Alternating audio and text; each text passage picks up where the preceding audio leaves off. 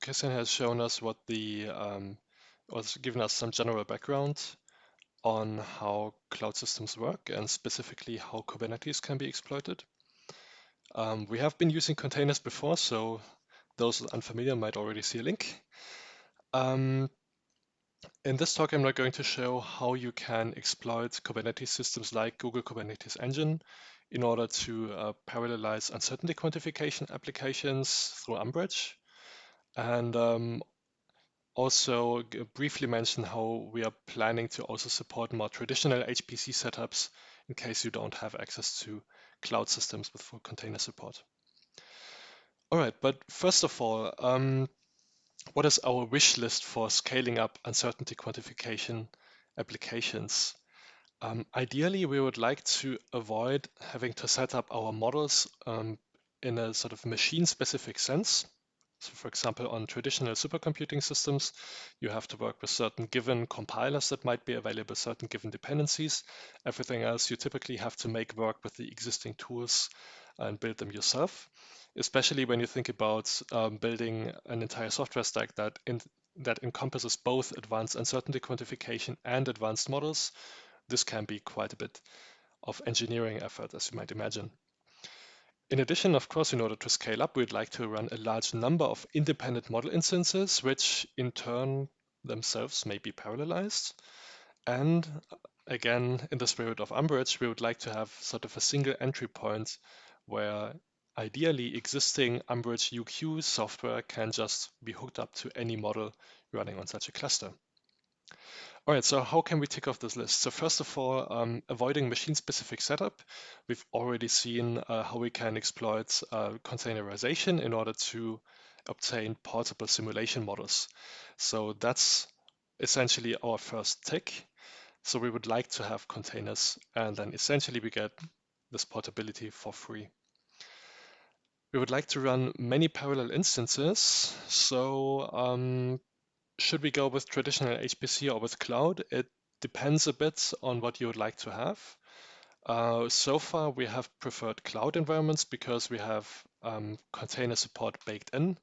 More and more supercomputing systems do support containers, especially there's the Aptainer, formerly was called Singularity system, which kind of replicates Docker. But there are some caveats. It's not quite as abstract from the base system as Docker would be. So our preference so far has been cloud systems because it's just built for containers from the ground up. Christian already gave us a very nice overview of what Google and specifically Google Kubernetes Engine can offer. But just to say, on these cloud systems, you can typically either access virtual machines directly. You may have access to something like Kubernetes, which operates on the level of containers, so you do not have to set up operating systems and so on. And there's some even higher level of abstraction, which I'm just briefly mentioning. You can even just plug in source code and it will automatically be run on some systems. In that case, the abstraction is so high that you cannot just ship arbitrary dependencies. So the level that we are interested in is really containers and specifically Kubernetes engine in order to run that on a Google system. Again, Kubernetes is a more generally available tool. So this following does not lock you into Google necessarily. It's just that we've been using Google Cloud and it worked very well for us. All right, so that is essentially ticking the box of running many parallel model instances and getting essentially the computational horsepower. The final missing bit is how do we actually make this work so that any existing Umbrage client can make use of large, possibly remote clusters running many model instances. That's where Kubernetes really comes into play. Essentially, it allows us to specify what containers we want to run and how they are supposed to interact. Christian already gave some more insights into that, so I'm not going into too many details. What we provide is essentially a configuration, so really just a set of configuration files that you can pass into Kubernetes, and that gives you one of two possible setups. One is the more easy one is intended for single node models. I'll briefly mention later we also have support for models that can parallelize across nodes. So this configuration, once you apply it to a Kubernetes cluster that you have access to, will take care of launching an arbitrary number of instances of a model server, which then could be any Umbrage model, like any simulation code as we've seen before.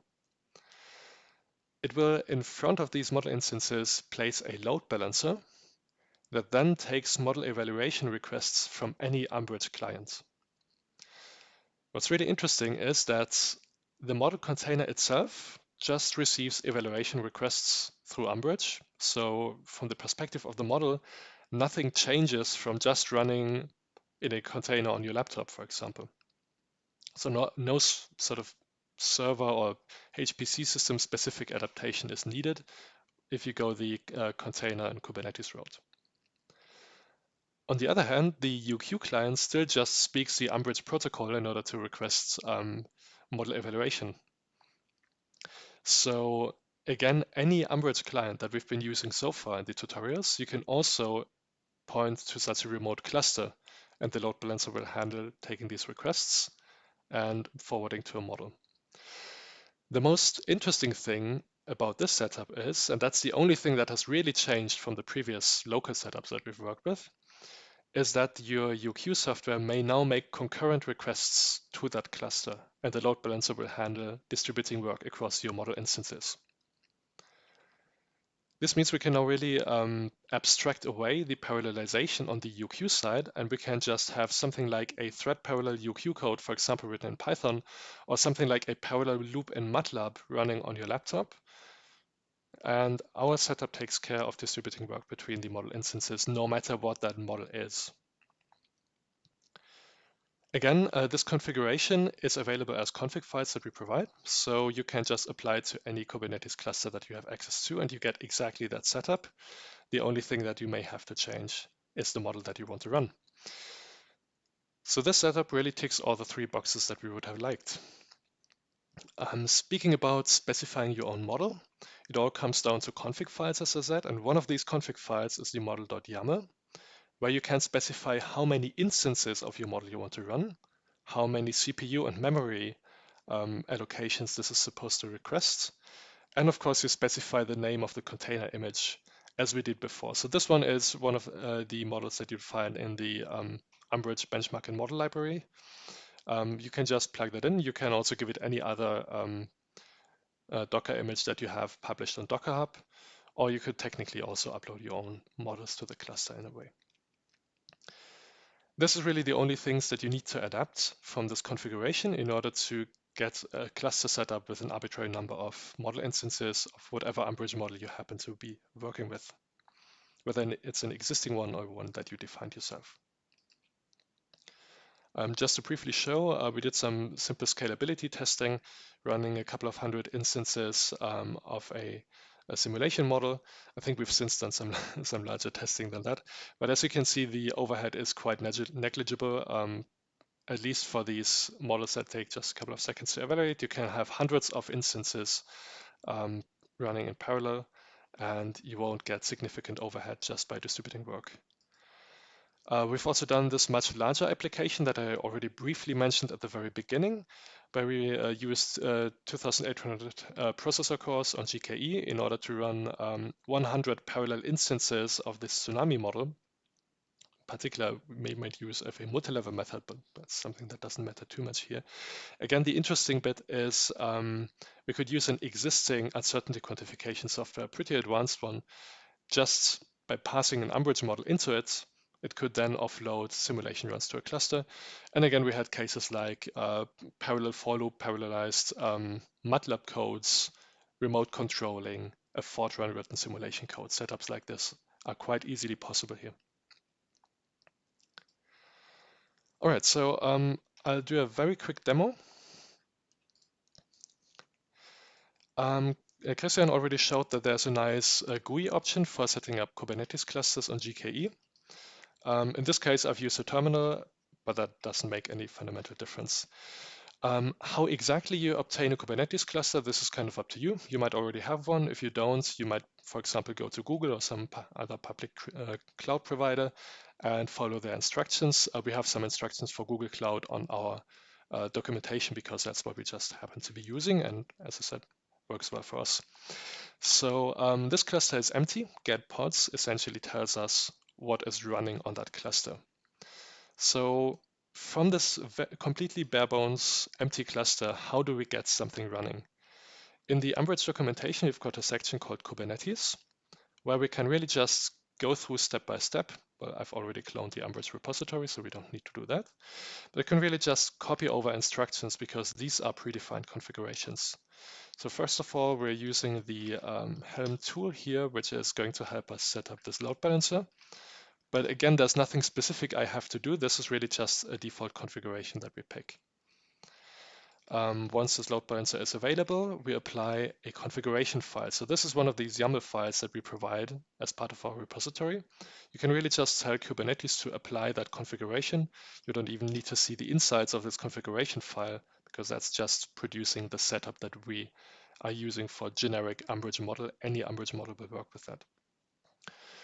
All right, so the load balancer is now prepared. As you can see, it's really a matter of just copying existing stuff. I have already showed you that the model.yaml is the interesting thing where we specify what model we want to run.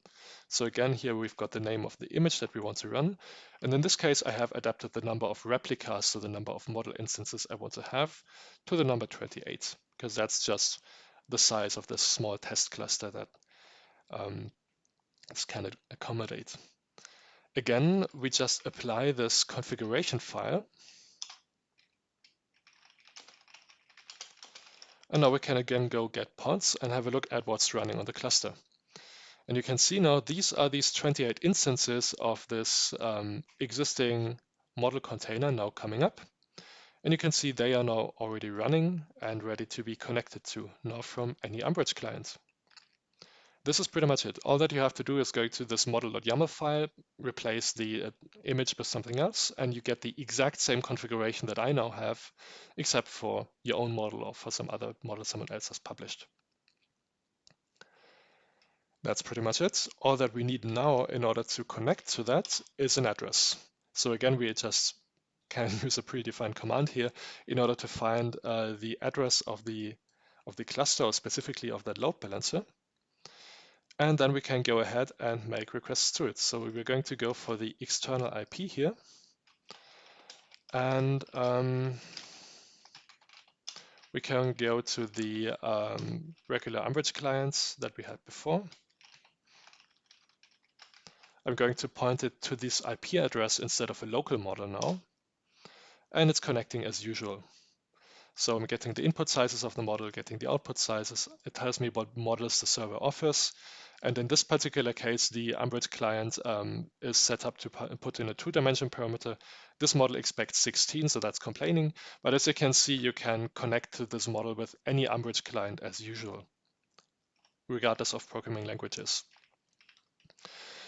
We have a specific example client, which is another quasi Monte Carlo code using QMC Pi. You find that in the tutorial section of the Umbrage repository. You can later also have a look at the tutorials. This is all documented. I'm just very briefly showing you what we're doing. This is very close to this quasi Monte Carlo setup that we had in the earlier tutorials. I'm only changing the uniform distribution that I'm sampling from and that I want to propagate as uncertainty through my model to a specific set that happens to match with this L2C simulation code. And apart from that is perfectly normal QMC Pi setup as we did before. So let's run this client and again pass this client the address of the cluster that we want to have. Maybe I'm putting a time in front. So maybe just a quick technical thing. We can, for example,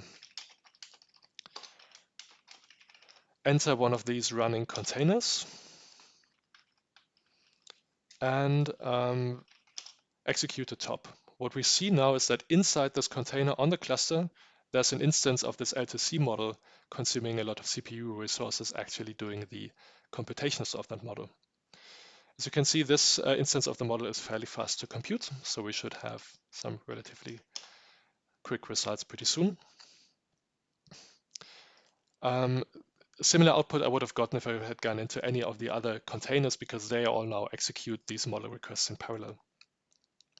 All right, and I'm getting out the solution of total water resistance of 73.5, which the author of the model has confirmed with me is actually what we expect for this uncertainty quantification problem. So this has now been running 256 simulation runs of this of a particular model that simulates a ship moving through water under uncertain conditions.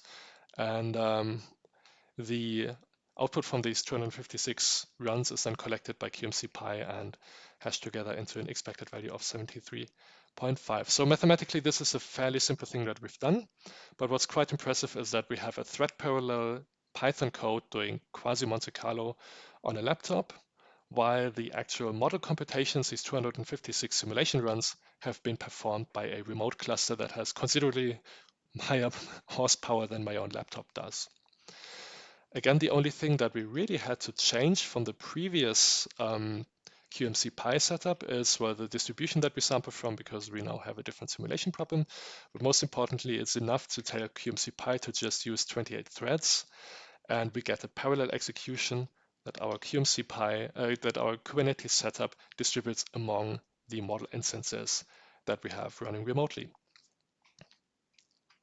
All right, so this was a very fast overview, and maybe too fast, but we will later in the tutorials have some time to look into this in more detail. Just to quickly mention, we also support a setup where we can have multiple container instances spanning multiple physical nodes, with MPI exchanging information in between them. So to these models, their environment looks like any other supercomputing HPC environment where you have an MPI setup running.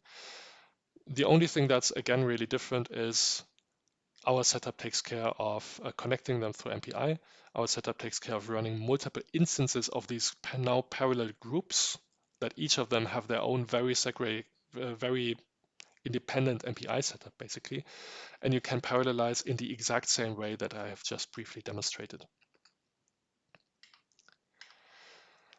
All right, so what we get from this, we have no service or no cluster-specific setup going on due to containerization.